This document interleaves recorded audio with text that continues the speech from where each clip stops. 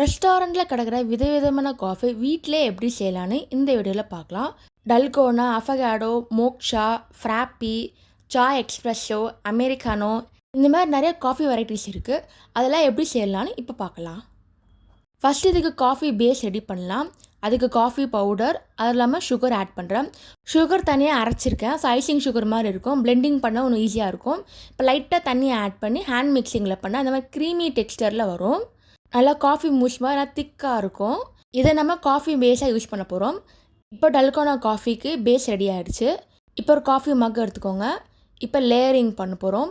நீங்கள் ஃபஸ்ட்டு பால் ஊற்றிட்டு அதுக்கு மேலே நீங்கள் டல்கோனா வைக்கலாம். இல்லைன்னா அந்த க்ரீம் வச்சுட்டு அதுக்கு மேலே நீங்கள் பால் ஊற்றலாம். இந்த மாதிரி 2 லேயராக உங்களுக்கு தெரியும். நீங்கள் மேலே ஊற்றினாலும் கீழே தான் இருக்கும் பால்.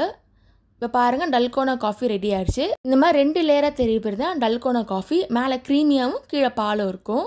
இப்போ நெக்ஸ்ட் நம்ம அஃபகேட் பண்ண போகிறோம். அஃபகேட்னா ஐஸ்கிரீம் முதல்ல ஆட் பண்ணியிருப்பாங்க. என்ன ஃப்ளேவரான ஐஸ்கிரீம் ஆட் பண்ணிக்கலாம். இப்போ மேலே வந்து எக்ஸ்ப்ரெஷோ போட போகிறோம்.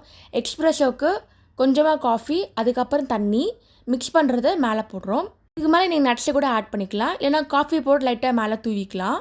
மோஸ்ட்லி ஹாட் எக்ஸ்ப்ரெஷோ தான் ஆட் பண்ணுவாங்க. அப்போ தான் உங்களுக்கு ஹாட் ஃப்ளேவரும் தெரியும், ஐஸ்கிரீமோட ஃப்ளேவரும் தெரியும். இதே மெத்தடில் எக்ஸ்ப்ரெஷோக்கு பதிலாக நீங்கள் பிஸ்டாஷோ இல்லை ஏதாவது ஃப்ரூட் சிரப்பு கூட போட்டுக்கலாம். இது பேர் தான் அஃபகேடோ காஃபி. இப்போ இதுக்கு மேலே காஃபி போட்டு லைட்டாக தூவிக்கிறேன் டெக்கரேஷனுக்காக. அஃபகேடோ காஃபி ரெடி ஆயிடுச்சு. இப்போ நெக்ஸ்ட்டு பார்க்கும்போது moksha coffee. Mokshana chocolate coffee கூட சொல்லுவாங்க. ஃபஸ்ட்டு இதுக்கு காஃபி பேஸ் ஆட் பண்ணிக்கிறோம். அதுக்கு மேலே நம்ம சாக்லேட் சிரப் ஆட் பண்ணுறோம். இல்லைனா நீங்கள் கடையில் வாங்கின சாக்லேட்டை டபுள் பாயிலிங் மெத்தடில் நீங்கள் சாக்லேட் மெல்ட் பண்ணிவிட்டு அதுக்கப்புறம் இதில் ஆட் பண்ணிக்கலாம். அதுக்கு மேலே பால் ஆட் பண்ணுறோம். அதுக்கு மேலே ஃபோம் கொஞ்சம் ஆட் பண்ணுங்கள். மோக்ஷா காஃபி ரெடி ஆகிடுச்சு. இப்போ நெக்ஸ்ட்டு பார்க்க போகிறது சாய் எக்ஸ்ப்ரெஷோ. அதாவது காஃபியும் டீயும் மிக்ஸ் பண்ணியிருக்கோம். ஃபஸ்ட்டு காஃபி பேஸ் போடுறோம். அதுக்கப்புறம் டீ டிகாஷனை போடுறோம். உங்களுக்கு டீ ஃப்ளேவர் ஜாஸ்தியாக வேணும்னா டீ கொஞ்சம் ஜாஸ்தியாக போடுங்க.